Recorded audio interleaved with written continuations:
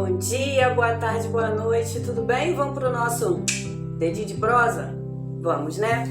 Eu queria começar esse dedinho de prosa com uma frase, um pensamento de C.S. Lewis, que diz assim: às vezes Deus nos permite viver certas situações para saber se é sincero quando dizemos que em meio às lutas iremos glorificá-lo. É ou não é? E às vezes a gente fala isso cantando. Por exemplo, tem um louvor que diz: se Deus fizer, Ele é Deus. Se não fizer, Ele é Deus. Se a porta abrir, Ele é Deus. Se a porta fechar, Ele é Deus. E nós cantamos isso com muita frequência porque realmente é um louvor muito lindo, né, gente? Eu amo esse louvor, amo. Mas a Bíblia diz que o homem é provado naquilo que ele fala. E quando você canta um louvor, você está fazendo uma declaração, uma oração, uma declaração. Você está dizendo ali: Senhor, pode mudar os ventos, que eu vou continuar te glorificando.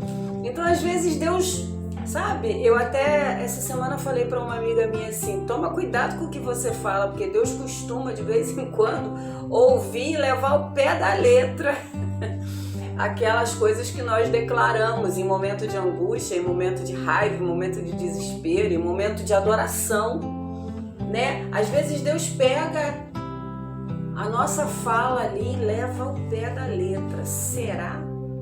Então vamos ver? Vamos testar suas raízes.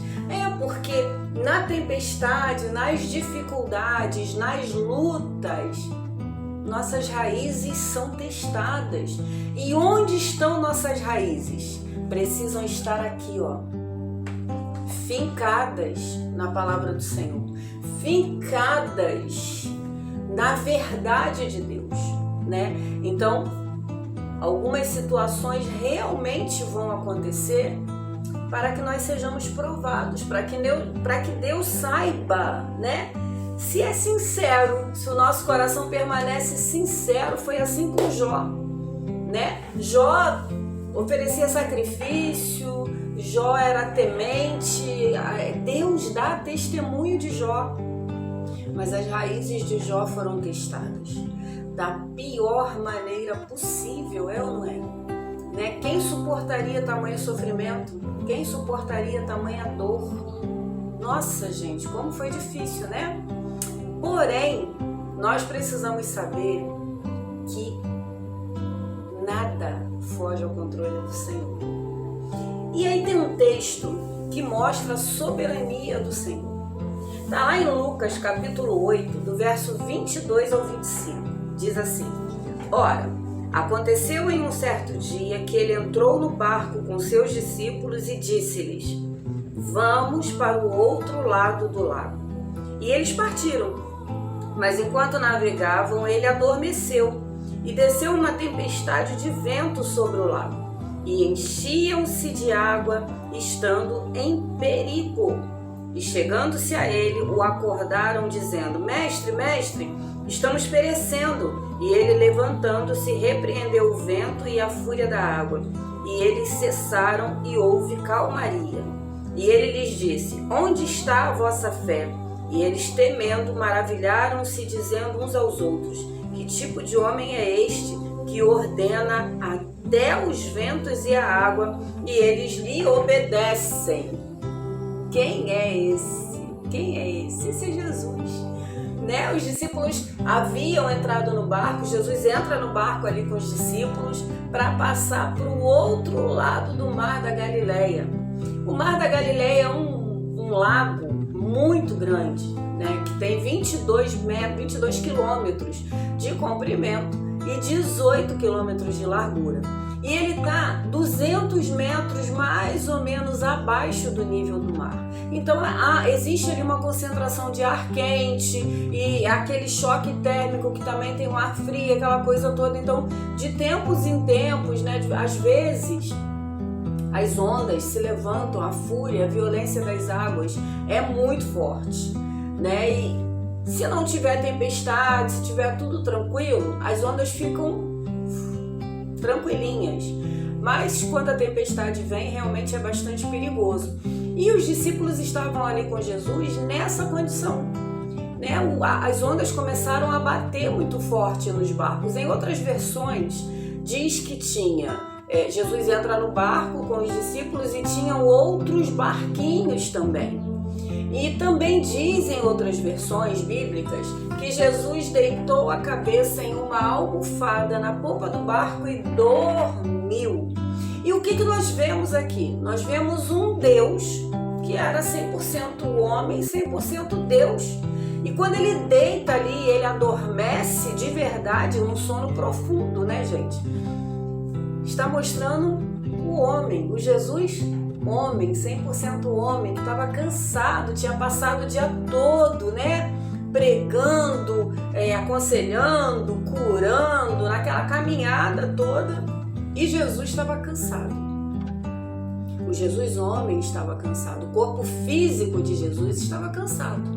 E ele deitou a cabeça numa almofada, na polpa do barco e dormiu. E eu fiquei pensando o seguinte, almofada, as ondas começaram a bater e certamente molharam aquela almofada, batiam em Jesus. Mas, olha, Jesus estava onde? Em um barco, então seria normal que as águas molhassem ali ele um pouco, né? E ele estava num sono profundo, continuou ali dormindo. E interessante nessa passagem é que, gente, os discípulos estavam com o dono do milagre no barco, sabe? Jesus ali junto com eles. Mas eles só chamaram Jesus quando eles não sabiam mais, já ia afundar o barco. O que a gente aprende com isso? Que a gente precisa colocar Jesus dentro do barco e manter Jesus ativo no início da tempestade. Quando as ondas, sabe, entrou no barco, tendo onda, não tendo onda, põe Jesus lá dentro e cria intimidade com ele, sabe, e conversa com ele. Os discípulos, eles tinham um conhecimento amplo, porque eles eram pescadores, então eles conheciam ali a situação, eles sabiam, já tinham enfrentado quantas tempestades, inúmeras tempestades, não é verdade? Então, eles tentaram ali resolver o problema com a sua força, com o seu conhecimento. Tentaram controlar o barco em meio à tempestade, né? Ficar ali segurando o barco, tentando, né? Ai, a gente vai conseguir. Por quê? Porque eles tinham conhecimento. Eles sabiam como fazer. Então, eles tentaram agir na força do braço deles, mas perdeu o controle. A situação fugiu do controle. E aí eles vão até Jesus. Mestre, nós vamos perecer. Em outras versões diz, não te importa? Em Marcos diz, mestre, o senhor não se importa que nós pereçamos? Vai morrer todo mundo junto, trazendo para a nossa linguagem. Vai morrer todo mundo junto, hein? Vai morrer também. Mas era hora de Jesus morrer? Não. E aí Jesus se levanta calmamente, e aí a gente pode imaginar, né, Jesus levantando com cara de sono, cansado, dá ordem e a tempestade passa. Porque é assim, quando as ondas estão muito altas e nós convidamos o Senhor, a tempestade baixa, acaba, as ondas baixam, a situação muda, o quadro inverte, a porta abre, a cura chega, a restauração, a libertação. O que você está esperando para colocar Jesus nesse barco? O que é que você está esperando para convidar Jesus, pegar a situação e entregar nas mãos dele? Toma o controle. Jesus não precisou pegar o remo, Jesus não precisou pegar lá aquele negócio que eu esqueci o nome, controlar o barco. Ele só deu uma ordem. E assim, basta uma palavra para toda circunstância contrária mudar. Mas basta uma palavra naquele que tem a palavra de vida eterna, que é Jesus. Então coloca Jesus no barco, na calmaria, quando está tudo calmo, deixa ele. Você vai para a rua, leva Jesus contigo. Você vai dormir, leva Jesus contigo. Você vai assistir um filme, leva Jesus contigo. Você vai para uma festa, leva Jesus contigo. Você vai para um velório, leva Jesus contigo. Jesus não é seguro de automóvel que você só chama quando o carro pifou. Não. Jesus é aquele que traz vida. Jesus é aquele que traz vida. Um seguro de automóvel você tem que pagar ali todo mês para que ele atenda você. Jesus não precisa pagar nada, não. Jesus, você só precisa ter intimidade com ele. Você só precisa convidar ele todos os dias para estar na sua vida. Quando você estiver irado, sabe qual é a tempestade da vida? Quando você está irado, está com raiva, chama Jesus para entrar nesse barco. Jesus, tira essa ira de dentro de mim, porque você tem duas saídas. Ou você alimenta a ira, ou você abre mão da ira, né? Porque irado, a gente fala o que não quer, o que não deve, e aí? Depois que escangalhou, é complicado para consertar. Então, que nós não façamos como os discípulos, que estavam ali do lado de Jesus, mas esperaram a situação ficar caótica, para depois acordar Jesus, né? E se você não convidar, Jesus não vem. Porque ele não é invasor, ele não invade a vida de ninguém. Jesus, ele entra onde ele é convidado. A Bíblia diz assim, ó, eis que estou à porta e bato. Se alguém ouvir e abrir a porta, eu entrarei, cearei com ele e ele comigo. E aí? Você vai abrir a porta e convidar Jesus para entrar hoje? Faz isso hoje. Não venha a descansar, a enfraquecer, a desanimar, a desistir. Não, de jeito nenhum. Convida Jesus para estar na sua vida em todos os momentos, no nome de Jesus, sabe? Porque por mais que a situação vire de cabeça para baixo, porque um dia vira, mas um dia a situação que está de cabeça para baixo passa. Um dia a tempestade acalma, um dia as coisas mudam. A vida é assim, né? Um dia você está lá em cima, um dia você está aqui embaixo.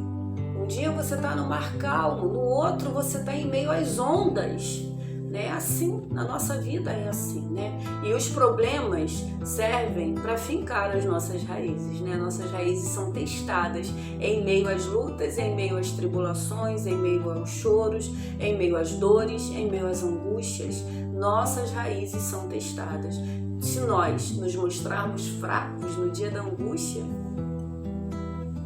como é que vai ser? A nossa força não vem de nós, a nossa força vem do Senhor. E é nele, é só nele que nós encontramos refúgio, é só nele que nós encontramos a saída.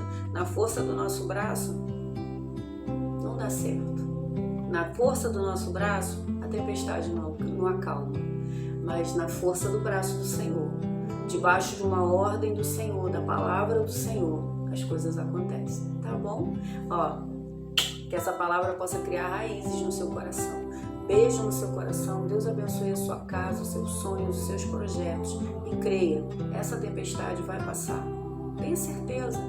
As ondas podem estar altas, mas se Jesus estiver no barco, acordado, convidado por você, para dominar, para controlar a situação, vai passar.